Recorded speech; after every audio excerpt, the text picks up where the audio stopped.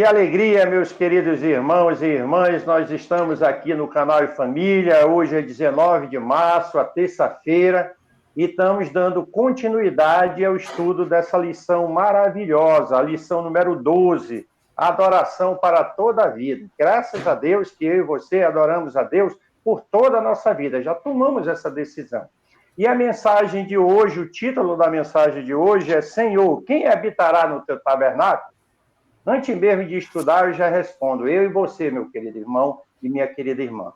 Então, com essa alegria em nossos corações, participe de maneira bem efetiva desse ministério, Canal e Família. Se inscreva no canal. Infelizmente, quando nós vemos as estatísticas do nosso canal, ainda tem uma boa parcela que só assistem os vídeos, mas não são inscritos no canal. Se você puder, se inscreva no canal, deixe o seu like, dê o joinha aí, faça também seus comentários e compartilhe esses vídeos para que o YouTube possa apresentar isso para mais gente e mais pessoas serem abençoadas. Esse é o privilégio e o desejo que nós temos com esse canal.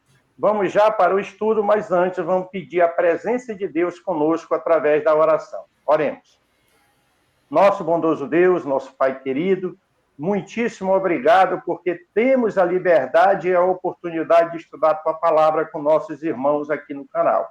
Teu Espírito nos conduza de maneira muito profunda nesses estudos e que a nossa vida seja transformadas através das lições que vamos aprender. É o nosso pedido, é a nossa oração, no nome e nos méritos de Jesus. Amém.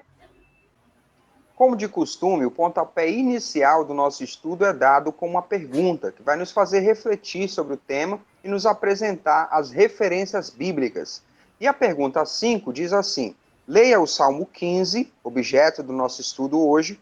Quem é digno de adorar na presença de Deus? É a pergunta. É importante a leitura completa, você já sabe, já está acostumado, mas nós destacamos aqui um versículo para que nós possamos deixar uma sugestão de resposta. Eu vou pedir ao Alexandre que leia o versículo 2 desse salmo para a gente. Então vamos à leitura. Acompanhe aí conosco o Salmo 15, verso 2. Aquele que vive com integridade, que pratica a justiça e de coração fala a verdade. Então nós podemos aí já deixar uma resposta pronta, né, com essa leitura.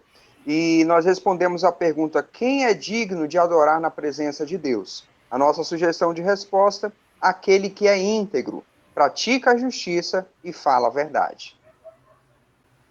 Muito bem, então o nosso estudo de hoje, ele gira em torno dessa pergunta, né? Quem habitará no teu tabernáculo? E aqui o nosso primeiro comentário, a autora vai desenvolver essa resposta, né, de acordo com as referências que foram dadas. Então, nós podemos destacar aqui, e até foi lido também, verso 2 do Salmo 15, aquele cujas ações e caráter são reflexo de Deus. Então, vai ser colocado aqui para nós que o santuário, que era o local de adoração, era um local santo, né? Portanto, Deus é santo e todas as coisas ali dos santuários eram santas. Então, o adorador ele também tinha essa responsabilidade, esse dever de se apresentar santo, em santidade naquele local, né? Então, a lição ela vai desenvolver isso, vai dizer que a santidade ela tinha que abranger todos os aspectos da vida do adorador. Era importante isso, né?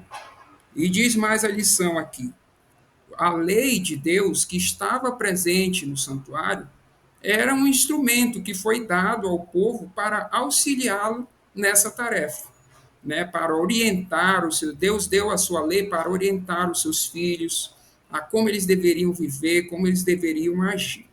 E a lição ainda ressalta também sobre o sacerdócio real.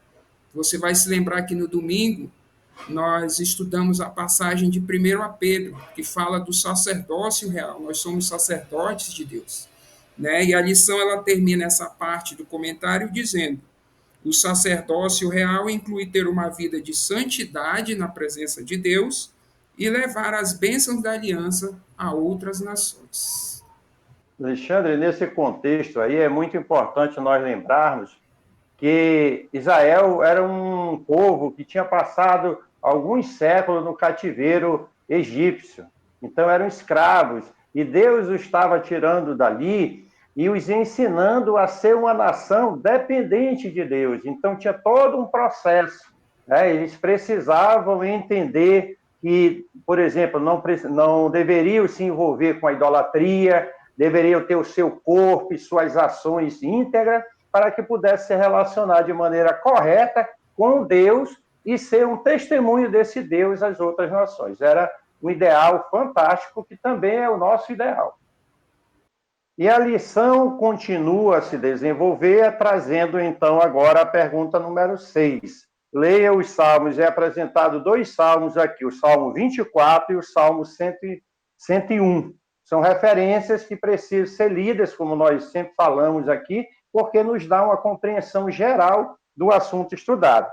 Para responder a seguinte pergunta: o que significa ser santo?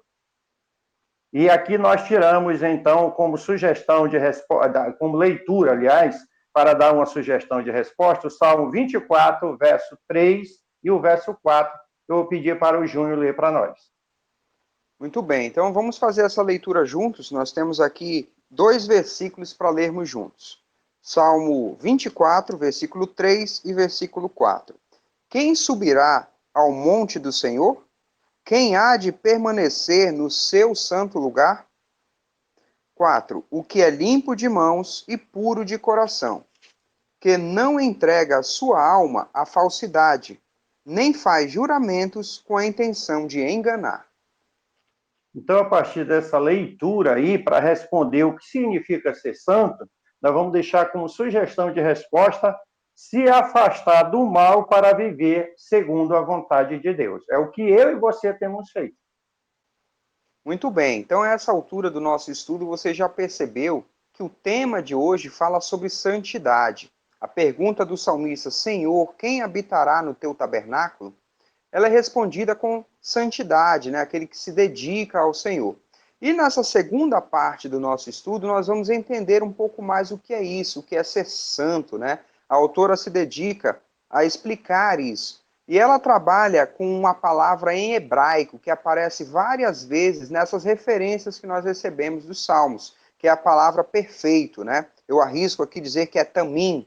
E esse perfeito transmite uma noção de completude, né? Nós tivemos aqui alguns exemplos, como da videira. Uma videira perfeita, é uma videira completa.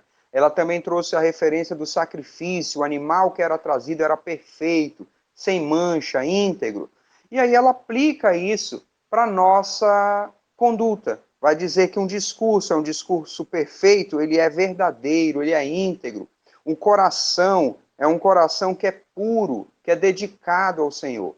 E nessa parte do nosso estudo nós entendemos isso, que se trata de uma dedicação integral ao ordenado de Deus, ao que Ele pede, como Ele deseja que nós vivamos.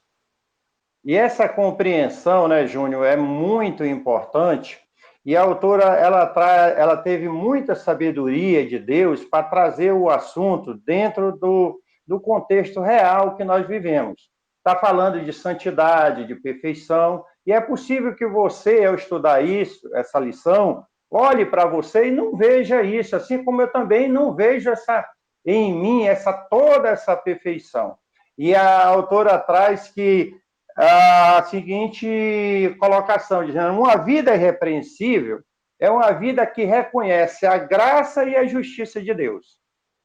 É a graça e a justiça de Deus, diz ela, que inspira e capacita os servos de Deus a viver essa vida de santidade. Então, não é algo que nós próprios vamos produzir, mas somos levados em Deus a ter esses frutos a partir da nossa comunhão com Deus. E a lição conclui dizendo o seguinte: não se trata de ganhar o favor divino, viver essa vida santa, essa vida perfeita, não se trata de ganhar o favor divino, mas de evitar coisas que nos separariam de Deus. Por que eu e você vamos querer nos separar de Deus? Nós que muitos de nós já viemos, né, de uma vida afastada de Deus. Então, buscar nessa graça, nessa justiça de Deus, viver a vida santa que Ele espera que nós vivamos.